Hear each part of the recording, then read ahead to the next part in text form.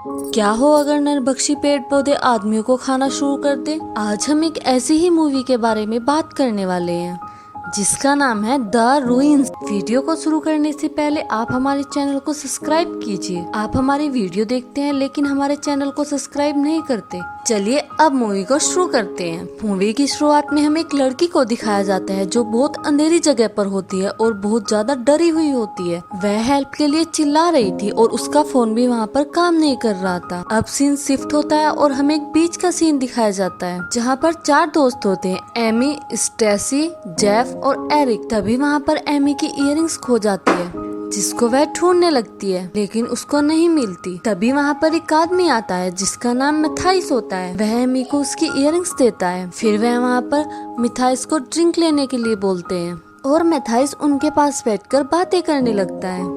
तभी वह उनको बताता है कि मेरा भाई हेनरिक और उसकी गर्लफ्रेंड एक खंडर को एक्सप्लोर करने गए हैं। कल मैं भी वहां जाऊंगा। अगर तुम्हें भी मेरे साथ चलना है तो तुम भी चल सकते हो। तब वह चारों आपस में डिस्कस करते हैं और खंडर में चलने के लिए तैयार हो जाते हैं। वह खंडर किसी भी नक्शे में नहीं होता लेकिन उन्होंने एक नक्शा बनाया होता है जिसमें वह खंडर होता है। इसके बाद वह उस नक्शे को लेकर खंडर की ओर चल देते हैं। उनके साथ एक लड़का डिमित्री भी होता है जो मिथास का दोस्त होता है। तभी वह एक जगह पहुंचते हैं और एक टैक्सी वाले को नक्शा दिखाकर बोलते हैं कि हमें इस जगह जाना है। लेकिन वह टैक्सी वाला नक्शे में उस जगह को देखकर बोलता है कि मैं वहां नहीं जाऊंगा क्योंकि यह जगह बहुत खतरनाक है। लेकिन वह टैक्सी वाले को बहुत ज्यादा पैसे देने ऑफर करते हैं, इसलिए वह टैक्सी वाला मान जाता है और वह उन सब को लेकर उस जगह जाने लगता है। तभी वह टैक्सी वाला एक जगह पहुंचकर रुक जाता है और उन्हें बोलता है कि तुम्हें आगे पैदल जाना होगा क्योंकि इससे आगे टैक्सी जाने का रास्ता नहीं है। इसके बाद वह सभी उस जगह पैदल जाने लगते हैं। जब वह नक्शे में देखकर उस जगह पहुंचते हैं तो देखते हैं कि आगे जाने का कोई रास्ता नहीं है। तभी उनको वहाँ 2 बच्चे दिखाई देते हैं जो उनसे बात नहीं करते और खड़े रहते हैं। तभी वह वहाँ पर घूमते हैं तो उनको एक रास्ता दिखाई देता है जो छुपाया हुआ होता है। जब वह उस छुपे रास्ते से अंदर जाते हैं तो उनको एक खंडर दिखाई देता है जो बहुत ही खूबसूरत होता है जिस पर बहुत सी बेल लगी होती हैं। वह सभी उस खंडर को देखकर बहुत खुश होते हैं और एंजॉय कर रहे होते हैं। लेकिन तभी वहाँ पर एक आदमी आता है जो म्यान सभ्यता का होता है। वह उनको कुछ अपनी भाषा में बोलता है लेकिन उन्हें कुछ समझ नहीं आता क्योंकि उनको उसकी भाषा नहीं आती। वह उन पर बहुत चिल्लाता है लेकिन उन्हें कुछ समझ नहीं आता। तभी वहाँ पर म्यान सभ्यता के कुछ और लोग आ जाते हैं जो उन पर चिल्लाना शुरू कर देते हैं। एमी उन सब का फोटो खींच रही होती है लेकिन वह उस पर बहुत चिल्लाते हैं। तभी डिमेट्री एमी से वो कैमरा लेकर उन सब को देने की कोशिश करता है ताकि वह उस पर हमला ना करे, लेकिन वह डिमेट्री को गोली मार देते हैं जिससे उसकी वहीं पर मौत हो जाती है। इसके बाद वह सभी डरकर उस खंडर पर चढ़ना शुरू कर देते हैं। तभी वह ऊपर जाकर देखते हैं कि हेनरिक का टेंट लगा हुआ होता है और उसका कुछ सामान भी वहाँ पर होता है लेकिन हेनरिक वहाँ पर नहीं होता। वह सभी बहुत डरे हुए होते हैं। तभी वह नीचे देखते हैं कि म्यान सभ्यता के लोगों ने वहाँ पर टेंट लगा लिया और वहीं पर रहने लगे हैं। उन्हें कुछ समझ नहीं आ रहा था कि वो ऐसा क्यों कर रहे हैं। वह सब बोलते हैं कि डिमेट्री के दोस्त हमें ढूंढने जरूर आएंगे क्योंकि डिमेट्री ने एक नक्शे की कॉपी उन्हें दी थी, इसलिए हमें इंतजार करना चाहिए।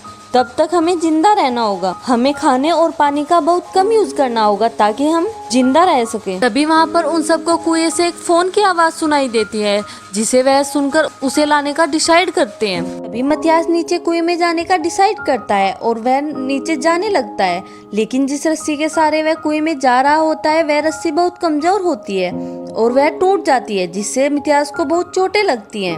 इसके बाद वह सब स्टेसी को नीचे भेजने का डिसाइड करते हैं जिससे वह मिथियास को ऊपर लेकर आएगी। लेकिन जब वह स्टेसी को नीचे भेजते हैं तो वह नीचे तक नहीं पहुंच पाती क्योंकि वह रस्सी छोटी होती है। तभी स्टेसी नीचे कूदने का डिसाइड करती है लेकिन जब वह नीचे कूदती है तो उसके घुटने में चोट लग जाती है। तभी स्टेसी नीचे जाकर देखती है कि मिथियास की रीढ़ की हड्डी टूट गई है जिससे वह खड़ा नहीं हो सकता। जब उन सबको पता चलता है कि मिथियास और स्टेसी को चोट लग गई है तो एमी म्यान सभ्यता के लोगों से मदद मांगने का डिसाइड करती है लेकिन जेफ और एरिक उसको ऐसा करने से मना करते हैं। लेकिन एमी उनकी बात नहीं सुनती और खंडर से नीचे आकर म्यान सभ्यता के लोगों से मदद मांगने लगती है लेकिन वह लोग उस पर हथियार तानकर खड़े हो जाते हैं। लेकिन पीछे से जेफ आता है और एमी को बोलता है कि यह हमारी मदद नहीं करेंगे। जब एमी गुस्से में आकर वह बेल तोड़कर फेंकती है तो वह बेल एक म्यान सभ्यता के छोटे छोटे बच्चे के ऊपर गिर जाती है। इसके बाद म्यान सभ्यता के लोग उस छोटे बच्चे को ऊपर खंडर पे जाने के लिए बोलते हैं, लेकिन वह छोटा बच्चा मना कर देता है, जिससे वह लोग उसको गोली मार देते हैं और उसकी वहीं पर मौत हो जाती है। यह सब देखकर एमी और जैब बहुत घबरा जाते हैं और वापस ऊपर खंडर पे चले जाते हैं। इसके बाद वह टेंट से रस्सी और स्ट्रेचर बनाकर मिथास और स्टेसी को ऊपर लाने का डिसाइड करते हैं और वह स्ट्रेचर बनाकर एमी को नीचे भेज देते हैं ताकि वह स्टेसी की मदद कर सके। इसके बाद वह तीनों स्ट्रेचर की मदद से ऊपर आ जाते हैं। ऊपर आकर वह मिथास को लेटा देते हैं और उसके ऊपर कंबल डाल देते हैं क्योंकि वह अब चल नहीं सकता। इसके बाद वह सब सो जाते हैं। अगली सुबह जब स्टेसी उठती है तो देखती है कि उसके पैरों के ऊपर घास बेल चढ़ी हुई है जो उसके घाव के अंदर जा रही है। तभी एरिक उसके पैरों से वह घास बेल उतारकर उसके घाव से वह घास बेल निकाल देता है। इधर मेथास भी हेल्प के लिए चिल्ला रहा होता है। तब जैप उसके पास जाता है और कंबल हटाकर देखता है कि उसके पैरों पर भी घास बेल लिपटी हुई है और उसके घाव के अंदर जा रही है। तब जैफ उसके घाव से वह घास बेल हटाता है। इसके बाद उन्हें फिर से वह फोन की आवाज आती है, जिससे वह फिर से उसे लाने का डिसाइड करते हैं, जिससे वह उससे कॉल कर सके और किसी को हेल्प के लिए बुला सके। तभी वह एमी और स्टेसी को नीचे भेजते हैं।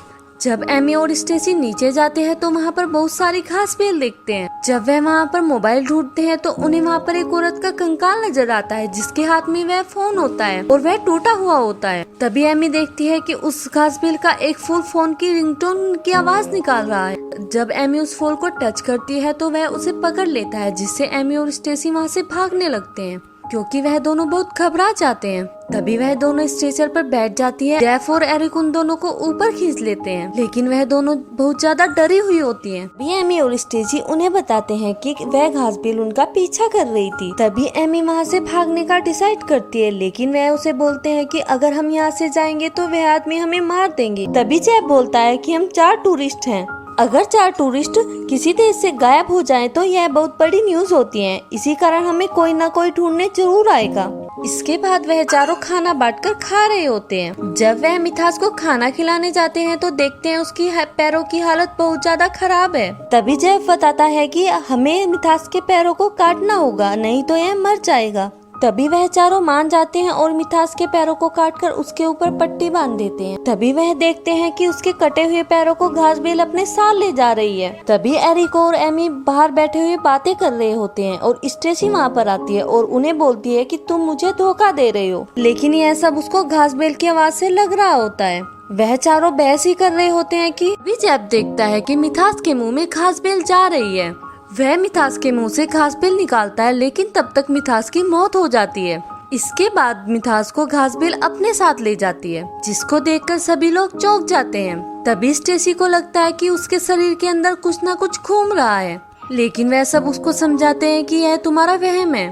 एक सुबह जब जेफ और एमी बैठे हुए होते हैं तो वह देखते हैं कि म्यान सभ्यता के लोग खंडर के आगे नमक डाल रहे हैं। तभी जेफ एमी को बताता है कि यह लोग नमक इसलिए डाल रहे हैं ताकि यह घास बेल आगे ना बढ़ सके, और यह लोग हमें भी इसलिए रोक रहे हैं ताकि यह बात दुनिया में ना फैल सके। तभी एरिक वहाँ पर आता है और जेफ और एमी को बुलाता है। तभी स्टेसी उनको दिखाती है कि उसके शरीर के अंदर घास बेल चल रही है। तभी वह तीनों स्टेसी के शरीर को काटकर घास बेल बाहर निकालने का डिसाइड करते हैं। वह उसके शरीर से 2 घास बेल निकाल देते हैं, लेकिन स्टेसी को अभी भी लगता है कि उसके शरीर के अंदर और भी घास बेल है, लेकिन वह उसका शरीर और नहीं काट सकते क्योंकि ज्यादा खून बहने की वजह से उसकी मौत हो जाएगी। लेकिन वह तीनों देखते हैं कि स्टेसी के सर के अंदर एक घास बेल सचमुच चल रही है, लेकिन वह स्टेसी को नहीं बताते। इसके बाद वह तीनों सो जाते हैं। तभी स्टेसी अकेली उठती है और चाकू लेकर अपने शरीर को काटकर घास बेल निकालने लगती है, लेकिन उसको एरिक देख लेता है और उसको रोकने की कोशिश करता है, लेकिन स्टेसी अपने होशोवास में नहीं होती और वह एरिक को चाकू मार देती है, जिससे उसकी वहीं पर मौत हो जाती है। तभी जेफ उसको रोकने की कोशिश करता है, लेकिन स्टेसी उसको भी चाकू मार देती है और वह चाकू उसके हाथ को छूकर निकल जाता है,